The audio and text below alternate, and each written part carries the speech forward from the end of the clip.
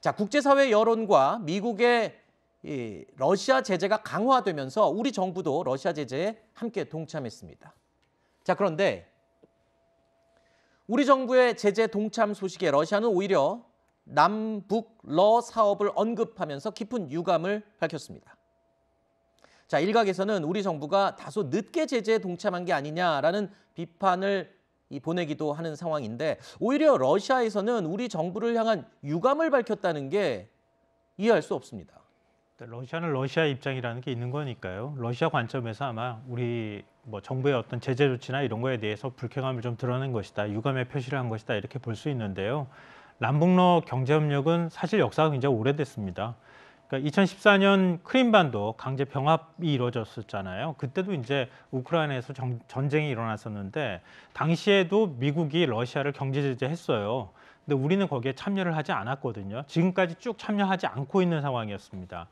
그러니까 박근혜 정부 시절이었는데 그때도 나지나산 프로젝트라고 해서 프로젝트를 추진해 왔고 러시아하고 경제협력을 계속 추진해 오는 과정이 있었거든요.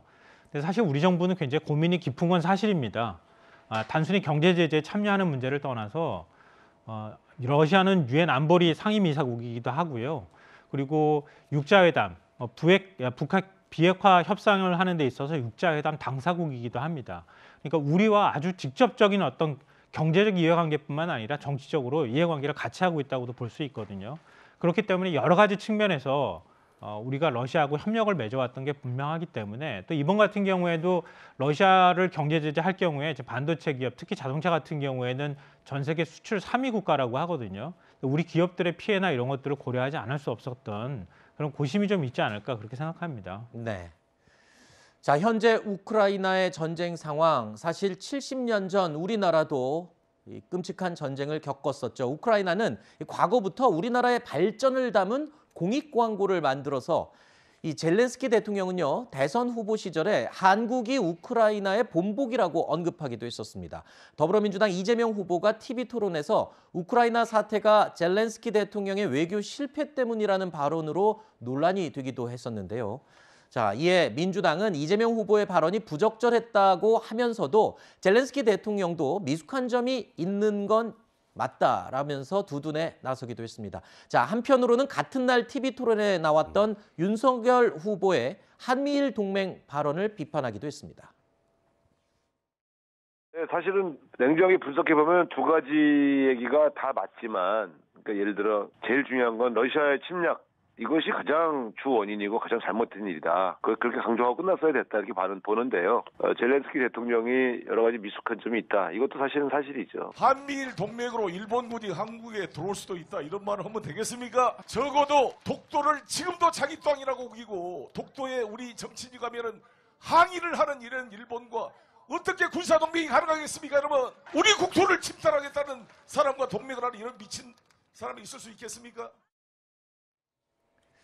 대선을 코앞에 두고 있는 예민한 시기이기도 하지만 그래서일까요? 이 우크라이나의 전쟁을 두고 이 문제가 정쟁으로 또 번지는 모습입니다. 사실 이 부분은 굉장히 전 개인적으로 좀 안타깝습니다. 이재명 후보의 TV토론 발언으로 시작이 됐던 거죠.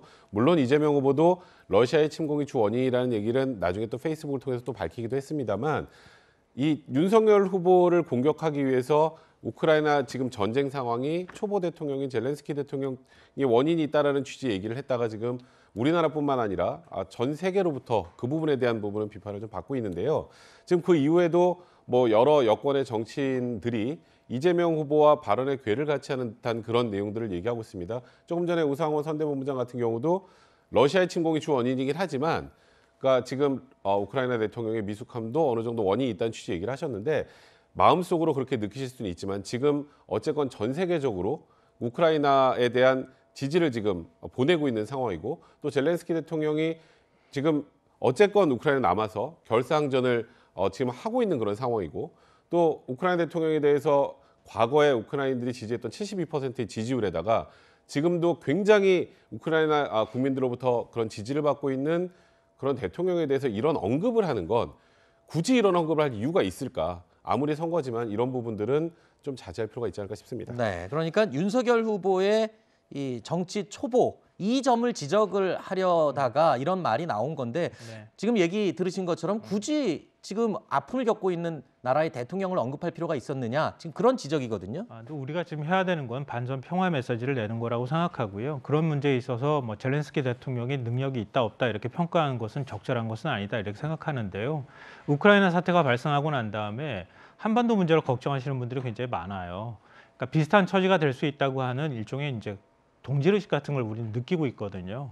근데 2013년, 14년 넘어가면서 그때 크림반도 사태가 발생했을 때에도 그때도 러시아를 선택할 것인가, EU를 선택할 것인가 이게 이 사건의 발단이었거든요.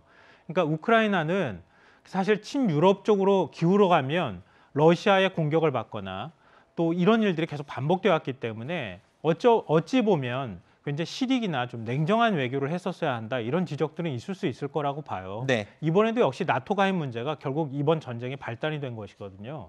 근데 우리 역시 한반도도 마찬가지라고 생각해요. 네. 어느 한쪽으로 우리가 확 쏠리게 될 경우에는 거기에 따르는 분쟁이나 한반도의 위기감이 커질 수 있는 것이거든요. 네. 그러니까 국제 외교에 있어서는 좀 냉정한 시각으로 우리가 봤으면 좋겠다 이렇게 알겠습니다. 생각합니다.